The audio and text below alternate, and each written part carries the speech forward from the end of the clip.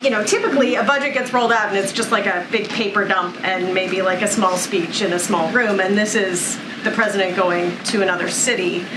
So are you treating this budget unlike other budgets? And I keep saying this because it's true, in the fiscal responsible way.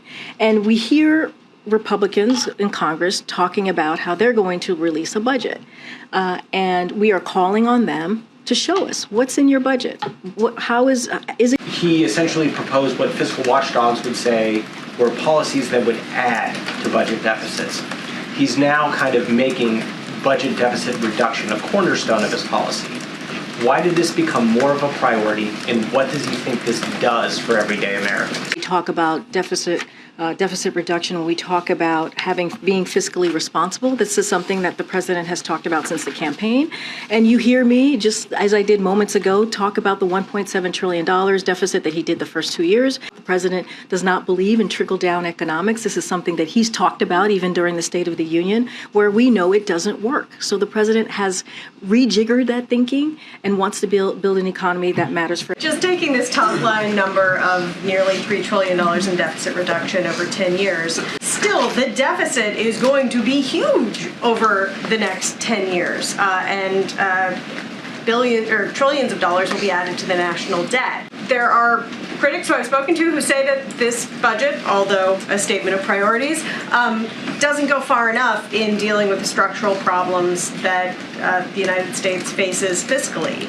Does he think his budget goes far enough? Yeah, you know, the last administration added $3 trillion or $2 trillion to the debt when they put forward a really irresponsible piece of legislation. Current Congress, where Republicans are saying that they want to, they want to cut or get rid of or repeal IRA, the Inflation Reduction Act, which would add to that deficit, because we know the Inflation Reduction Act actually lowers the deficit by more than $200 billion. So we are trying to counter and really be fiscally responsible in what we're seeing on the other side. A question on the economy. The Fed is forecasting, of course, that unemployment may have to go up before they reach their goal.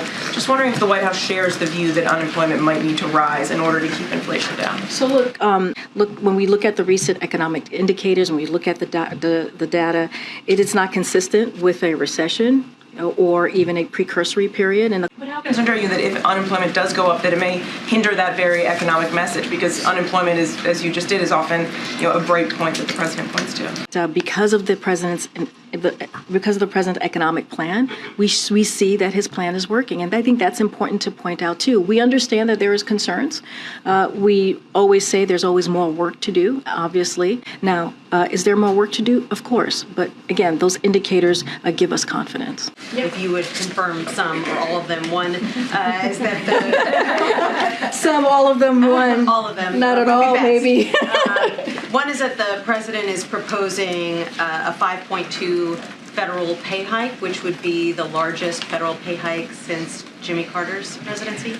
As the president has said, the strength of our organization rests in its people, but I'm not gonna, I can't share everything, Nancy. I'm not gonna get ahead of the president. Can you share this?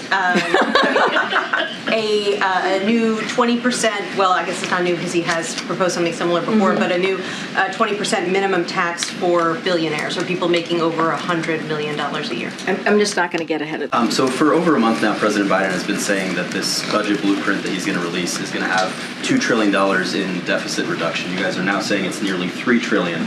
So could you give us a sense of how you got there and why that number has increased? Are there specific revenue raisers or spending cuts that you've now added that weren't previously? Making the wealthy and big corporations pay their fair share without raising taxes on Americans that are making less than $400,000. And the changes that you saw from $2 trillion to $3 trillion, as we worked through the budget process, the proposals that the president supported and wanted to include in this year's budget, added to nearly $3 trillion in deficit reduction. Thank you so much. On the budget, just to follow up quickly on that, as you said, it will include a number of proposals for tax increases. What are Americans supposed to make of that, given that a number of Republican lawmakers have said that's already dead on arrival? The wealthy pay their fair share. The ones who are the specific piece of the president's policy is the someone who makes more than $400,000. That's something that Americans believe, right? But given that the president has talked about the importance of bipartisanship, he is now dealing with a divided Congress.